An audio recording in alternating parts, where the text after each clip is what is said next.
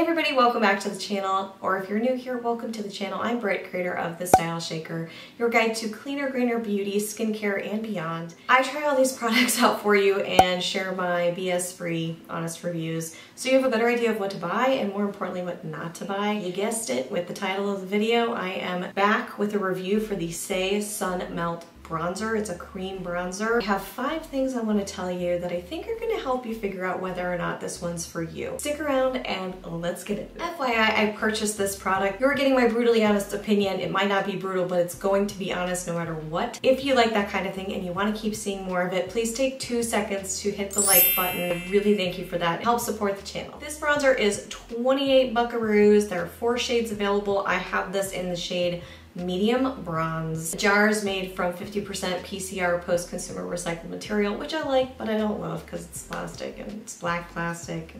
But we'll get to that. All right, the first thing out of the 5 things I want to talk about is all about ingredients. So I'm not a cosmetic chemist. Read the disclaimer on the screen. I can tell you when I see a red flag after trying hundreds of products, and I see the word fragrance, which to me is a conversation starter. It's not the end of the world, but usually I will ask the brand to give some type of transparency around what's inside of their fragrance ingredient. Unfortunately, when I asked Saie, they gave me the runaround. I've done it so many times now, so when they play that game, my tolerance level for it's low, so whatever. I'll put it up on the screen, so the first response.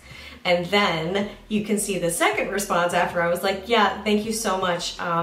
Don't tell me that there's generally plant-based materials here. Just tell me what's up. And she said, no, it's proprietary information.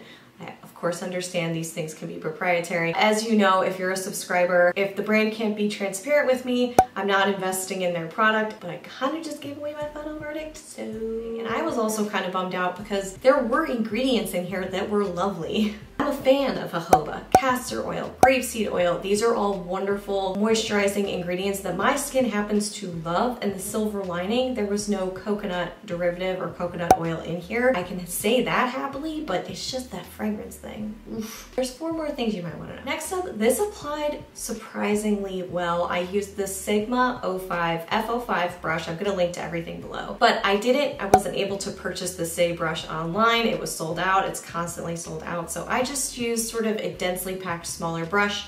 I tried a bigger brush, didn't work. I buffed it on top of the skin very lightly, and I will talk about Payoff in a second, but that for application worked really well. There's one thing I want to tell you. Go easy on the oil base. If you use oil like I do every morning, or if you have a lot of extra moisture on your skin, then give it a minute to really soak in, because when I applied this on top of too much oil, which you could imagine, the cream and the oil, and it was separating, it just wasn't really. Just be careful about what you're prepping the skin with when you use a cream bronzer. Yes, it's really more of like a putty, which does melt. It just needs heat to get there. So it could be off-putting for some people. For me, I was fine with it, but just putting that out there. Oddly enough, the fragrance here is very minimal. So I don't know what raw plant-based materials they're using to get that. Very little scent to be smelled on this one, so that could be a good thing. You just don't know what's in. Like, a plant could be harmful for one person's skin. Ugh, I gave this a 3 out of 5 for application. So the payoff here is the other thing I wanted to talk about. It is very subtle at first, but it's a wonderful thing if you don't like to lay on the bronzer like I do. I really do. This gives you a lot of control. A loose powder bronzer could be a little bit trickier to work with than something like this. The only problem here is that the shade that I have, the medium bronze, it reads way warmer than it did online in the pictures online. It looks like this cooler bronze, which I thought was going to be perfect, and it would offset sort of the redness in my skin and my undertones. No.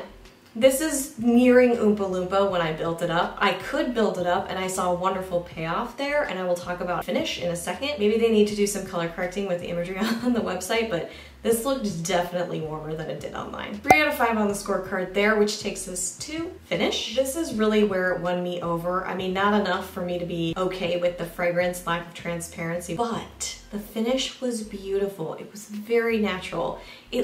My skin really just looked like skin. So if you're into that kind of thing, which I totally am, you might really like it if you're okay with not knowing what's inside.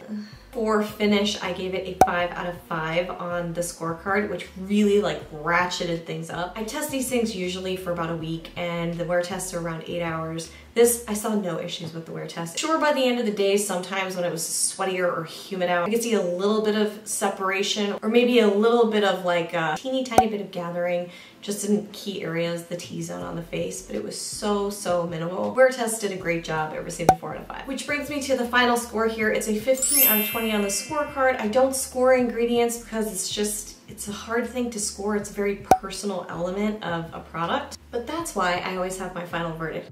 The score could be good, but then I have my final verdict. Would I buy this again? Absolutely not. And you know why. I need full transparency with my ingredients. The shade match was just way too warm for my skin.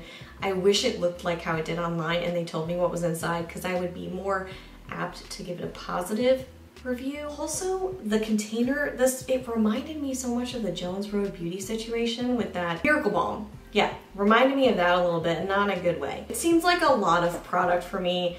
Smaller amount of product, change the packaging, tell me what's inside, and get your shade matching right online. And then I would be like, maybe.